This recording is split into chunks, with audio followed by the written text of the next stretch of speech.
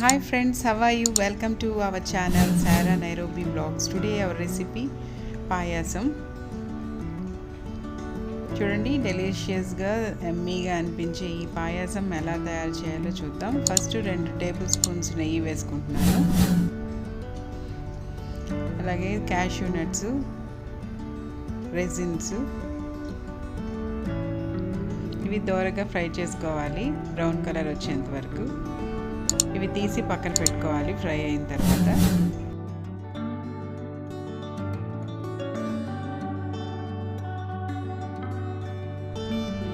ఇప్పుడు నేను సన్న సేమియా వేసుకుంటున్నాను. దీంతో తయారు చేస్తే పాయసం చాలా ఎమ్మీగా ఉంటుందండి, చాలా టేస్టీగా ఉంటుంది. మీరు కూడా ట్రై చేసి చూడండి. సో దీన్ని కూడా జస్ట్ నెయ్యిలో కొంచెం సేపు ఫ్రై చేసుకుంటే సరిపోతుంది, ఒక 2 మినిట్స్. ఇప్పుడు అది ఫ్రై అయిన తర్వాత నేను పాలు ముందే కాచి పెట్టుకున్నాను. ఆ పాలని దీంట్లో వేస్తున్నాను.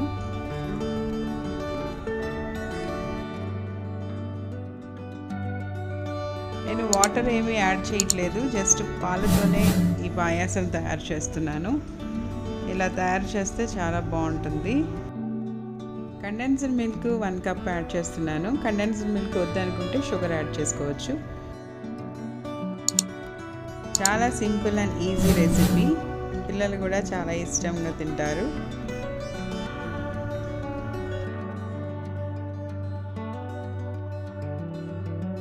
ఫైవ్ మినిట్స్ కుక్ చేసిన తర్వాత ఇలాచి వేస్తున్నాను. నాకు స్వీట్ తక్కువగా ఉంది కాబట్టి ఒక 2 టేబుల్ స్పూన్స్ షుగర్ యాడ్ చేస్తున్నాను. ఇదంతా మంచిగా మిక్స్ చేసి ఒక 5 మినిట్స్ కుక్ చేసిన తర్వాత వేయించి పెట్టుకున్న క్యాష్యూ నట్స్ అలాగే ఎండు ద్రాక్ష వేస్తున్నాను.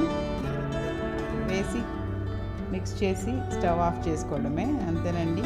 చాలా సింపుల్ అండ్ ఈజీ రెసిపీ, మీరు కూడా ట్రై చేయండి.